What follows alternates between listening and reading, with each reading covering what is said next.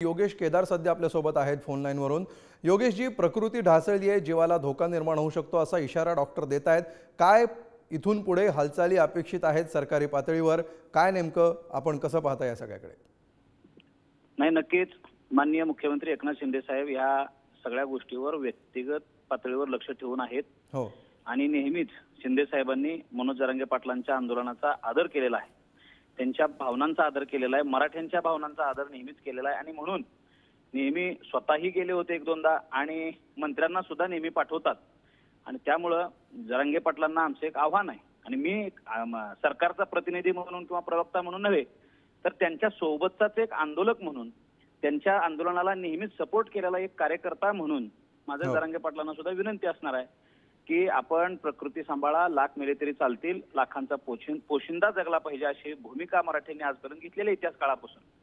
सरकारच्या स्तरावर म्हटला तर सगळे सोयऱ्यांच्या संदर्भातनं स्क्रुटिनी आता शेवटला आलेली आहे, जे अधिसूचनेवरची। आणि आमचा जो आग्रह आहे की हैदराबादच्या गॅजेटच्या संदर्भानं लवकरात लवकर त्या संदर्भामध्ये काय करता येईल आणि तिथनं सर्टिफाईड कॉपीज कशा मिळवता येतील याच्यावर सगळं सुरू आहे आणि तीही प्रक्रिया लवकर होईल। मराठवाड्यातल्या मराठ्यांना जर काय सरसकट कुणबी त्या हैदराबाद गॅजेटच्या नुसार मिळत असतील तर त्या गोष्टीला ओबीसी नेत्यांचा सुद्धा फार काही विरोध पूर्वी नव्हता आणि आताही नेत्यांचा नाही। सगळे सोयऱ्याच्या संदर्भानं ओबीसी नेत्यांचे काही कन्सर्न्स आहेत, चिंता आहेत, त्या सगळ्या गोष्टीही आपण चर्चेनं दूर करू शकतोय। आणि म्हणून मराठवाड्याचं गॅजेट जास्तीत जास्त लवकरात लवकर कसं लागू करता येईल या संदर्भानं कार्यवाही सुरू आहे। मराठा समाजातल्या लाखो लोकांना कुणबी नोंदी देऊन त्या ओबीसी आरक्षणाचा लाभ सध्या होतोय। काही लोक विरोध जरी करत असले तरी एकनाथ शिंदे साहेब ठाम आहेत, जे 1967 पूर्वीच्या नोंदी आहेत त्या नोंदी द्यायला मी थांबवू शकत नाही। बऱ्याच लोकांनी विरोध केला तरी शिंदे साहेब ठाम होते आणि म्हणून मनोज जरांगे दादांनाही ते माहिती आहे, म्हणून जरांगे पाटील सुद्धा शिंदे साहेबांवर विश्वास दाखवतात। आमचे जे काही योगेश केदारजी, तुम्ही आवाहन तर करताय मनोज जरांगेंना, मात्र मुद्दा असा आहे की मनोज जरांगेंची जी बाजू जर आपण समजून घ्यायची म्हटली तर सरकारने आश्वासन दिलेलं आहे, सरकारकडून ते पाळलं जात नाही। सरकारने मुदत दिलेली आहे, सर्वमान्य मुदत आहे, सरकारने मान्य केलेली, आंदोलकांनी मान्य केलेली मुदत आहे, कुठल्या मुदतीपर्यंत सगळे सोयरेचा निर्णय व्हावा, मात्र हा निर्णय होत नाही। त्यानंतर पुन्हा त्यांना उपोषण करावं लागतं आणि पुन्हा सबुरीची भाषा आम्हालाच सांगितली जाते, अशा प्रकारची भूमिका आंदोलकांची आहे। सरकार डेडलाईन का पाळत नाही? हे बघा, आंदोलक असताना मी सुद्धा आजच्या आज, उद्याच्या उद्या, महिन्याच्या महिना असं मी सुद्धा बोलायचो। आंदोलक म्हटल्यानंतर लवकरात लवकर व्हावा अशी आपली भूमिका असणं साहजिक आहे। मी व्यक्तिगत आंदोलनातलाच एक पार्ट आहे, परंतु ज्यावेळेस सरकारमध्ये मी सहभागी झालो त्यावेळेला मला काही मर्यादा लक्षात आलेल्या आहेत। आपल्या देशामध्ये लोकशाही राज्यव्यवस्थेमध्ये केंद्र सरकार, राज्य सरकार, मग त्या सरकारमधले प्रशासकीय व्यवस्था, या प्रशासकीय व्यवस्था कायदे करत असताना न्यायालयीन भूमिका, ह्या सगळ्या गोष्टींचा विचार करून। ठीक आहे योगेशजी, काही वेळासाठी तुम्हाला थांबवतो। सुषमा अंधारे देखील आपल्याबरोबर फोन लाईन वरून आहेत।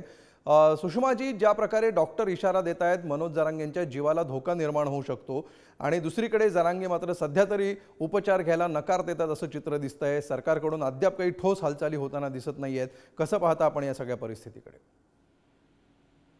मी कालही पत्रकार परिषदेमध्ये ही भूमिका फार स्पष्टपणे मांडली आहे की ज्या पद्धतीने भाजपा टोलवाटोलवी करते ओबीसींच्या बाबतही आणि मराठा समुदायाच्याही बाबत, ज्या पद्धतीच्या भाजपाच्या भूमिका आहेत, या दोनही वर्गाला खिळवत ठेवून जाणीवपूर्वक त्या दोन समाजामध्ये ध्रुवीकरण कसं निर्माण होईल याचा प्रयत्न करणाऱ्या आहेत। भारतीय जनता पार्टीने मनोज जरांगे यांच्याही जीवाशी खेळू नये आणि ओबीसी आणि मराठा यांच्यामध्ये वादही लावू नयेत।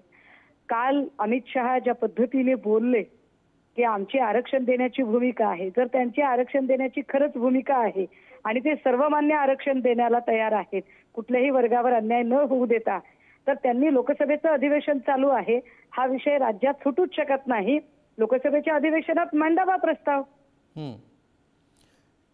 सुषमाजी, ज्या प्रकारे गेल्या काही दिवसांमध्ये आपण बघतो आहोत की यापूर्वीच्या आंदोलनांमध्ये सरकारची सबुरीची भाषा असायची, मंत्री भेटायला जायचे, काही वेळा मुख्यमंत्री स्वतः जायचे, फोनवरून त्यांच्याशी संभाषणं व्हायची, मात्र आत्ता ज्या प्रकारे भाजपा नेत्यांच्या प्रतिक्रिया येत आहेत, प्रवीण दरेकर असतील किंवा भाजपचे इतर नेते असतील, ते ज्या प्रकारे थेट जरांगेंवर टीका करतायत, जरांगेंकडून देखील वार पलटवार अशा प्रकारचं वातावरण आहे, या वातावरणाकडे आपण कसं पाहता? कुठल्या दिशेने हे सगळं चाललंय? मला असं वाटतं की हे सगळं वातावरण जे आहे ना ते एकूण इथल्या ओबीसी असेल किंवा मराठा समुदाय असेल, या दोघांनाही वेड्यात काढण्याचा कार्यक्रम सध्या भाजपाकडून चालू आहे.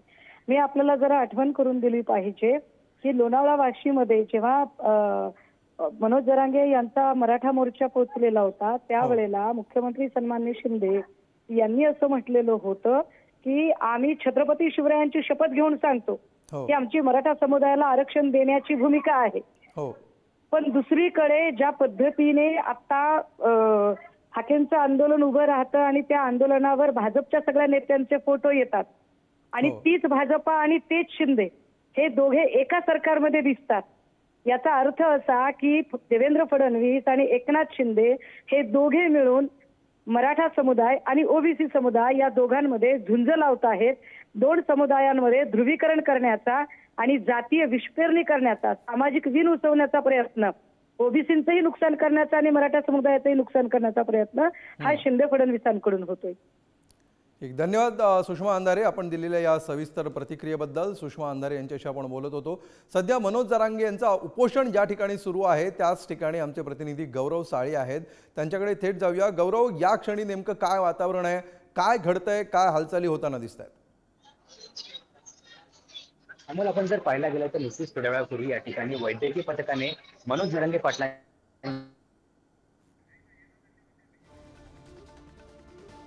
ठीक आहे, गौरव साळी यांच्याशी आपला संपर्क सध्या प्रस्थापित होत नाहीये. आपण पाहिलं की या ठिकाणी वैद्यकीय पथक येऊन गेल्याचे अपडेट त्यांनी दिले आणि वैद्यकीय पथकाने नेमकं काय सांगितलं त्यांची प्रतिक्रिया देखील आपल्यापर्यंत पोहोचलेली होती. पुढच्या काही तासामध्ये नेमकं काय घडतं यावर पुढारी न्यूजचं लक्ष असणार आहे आणि वेळोवेळी याविषयीचे अपडेट्स पुढारी न्यूजवर तुम्ही पाहू शकणार आहात.